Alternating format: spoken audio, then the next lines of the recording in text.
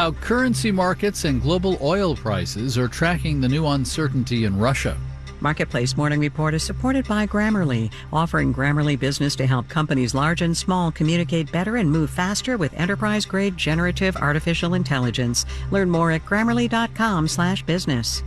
And by Total Wine and More, where you can find a new favorite Chardonnay, sparkling wine, or tequila. Spirits not sold in Virginia and North Carolina. Drink responsibly. B21. I'm David Brancaccio in New York. In Russia, this weekend's rebellion of armed mercenaries led by a warlord was brief, and the leader of the Wagner Group is now said to be outside Russia, though it's not clear where. As experts try to assess damage to Russian leader Vladimir Putin's authority, money is flowing, especially away from the Russian currency. Marketplace's Henry Epp reports. The Russian ruble hit a 15-month low in early trading Monday, though it has rebounded a bit since. Still, the fallout from the weekend's stunning news led the currency to its lowest point since shortly after Russia's invasion of Ukraine in early 2022. The rebellion also shook oil markets as traders worried the instability in the oil-producing region could have broader effects on global energy supplies. The price of Brent crude was up as high as 1.33% Monday before falling back. And even though the region appears to have stepped back from the brink of an even greater crisis, the rebellion could lead to more caution from investors. Early Monday, traders were flocking to a common safe haven investment in times of turmoil: gold. Gold prices were up about 0.6% this morning. I'm Henry Epp for Marketplace. Here, S&P futures are down 0.1%. Some money is going into the perceived safety of government bonds, pulling the U.S. 10-year interest rate down to 3.68%. The Agriculture Department has granted full regulatory approval to 2 companies that cultivate meat. It's meat by propagating animal cells, not from slaughter, that companies see as humane and better for the environment. Here's Marketplace's Matt Levin. Sometime in the next few months, you'll be able to eat cell-cultivated chicken at Bar Kren, a high-end restaurant in San Francisco run by a 3-Michelin-star chef. Amy Chen is COO at Upside Foods, one of the 2 Bay Area companies that got the USDA seal of approval. When consumers try something new and encounter it for the first time, we want to make sure that it's a good experience. And the best way for that to happen is to have a professional chef to prepare the dish itself.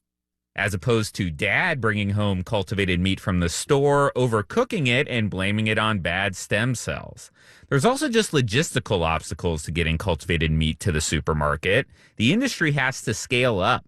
But Bruce Friedrich at the Good Food Institute is confident the industry will get there eventually. Well, it's exactly like renewable energy and electric vehicles. The products are going to cost more until they have the capacity to scale up. And right now, cell-cultivated meat is a bit like the Tesla of environmentally friendly proteins. I'm Matt Levin for Marketplace. The companies cultivating meat are privately held and not on stock exchanges yet. Eat Just, Mossa, Believer, Maltus, BioBetter, and Upside. Today, officials in state capitals are refreshing their browsers, awaiting news on how much of the $42 billion in federal money to upgrade internet connectivity will come their way. It's part of the 2021 infrastructure law. The money is being apportioned according to new, more accurate maps of places where broadband is the worst.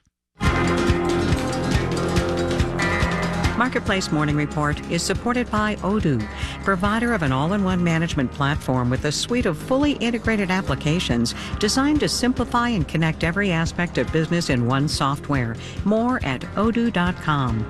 And by Fidelity. A dedicated Fidelity advisor can help create a wealth plan for a full financial picture. Investment minimums apply. Fidelity Brokerage Services, LLC. And by Amazon Business, helping provide a smarter, easier way to get the supplies businesses need to thrive.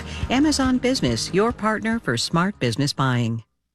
We're keeping an eye on a major business of sports story. Argentine soccer star Lionel Messi appears headed to the U.S. He's set to sign with the Major League Soccer club Inter Miami.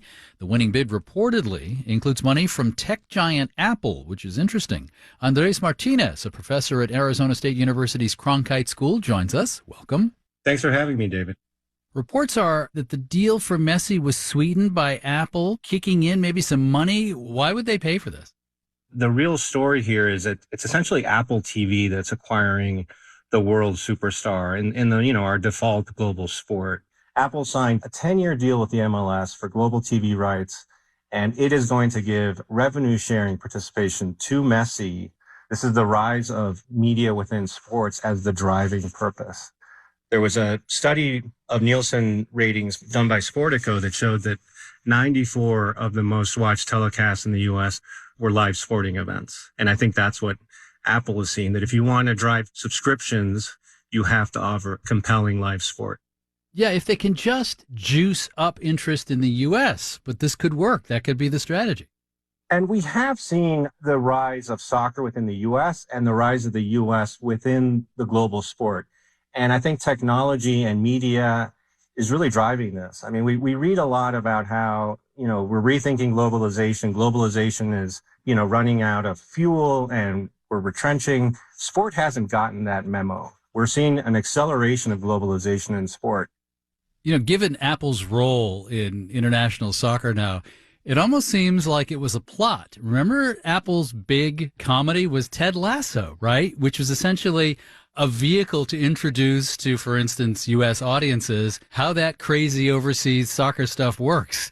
Yes, and it's very meta because if you'll recall, Ted Lasso, the character, was first created by NBC to promote, their acquisition of the rights to the Premier League in the US. And then years later, Apple took that character and made it into this comedy that we all love that transcends soccer itself. But it's an interesting marriage of this global sport and the global reach of US media. I mean, Leo Messi, to come back to the latest news, he has 3 times more Instagram followers than LeBron James. So this is, I think, why Apple is saying, Leo Messi, we're not just going to write you a big check. You deserve equity in what we're trying to do here. Andres Martinez is editorial director of Future Tense, a collaboration between Arizona State, the think tank New America, and the media outlet Slate to cover emerging technologies, public policy, and society. He's also on the faculty at Arizona State. Professor Martinez, thank you so much. Thank you so much, David. And in New York, I'm David Brancaccio. It's the Marketplace Morning Report. From APM, American Public Media.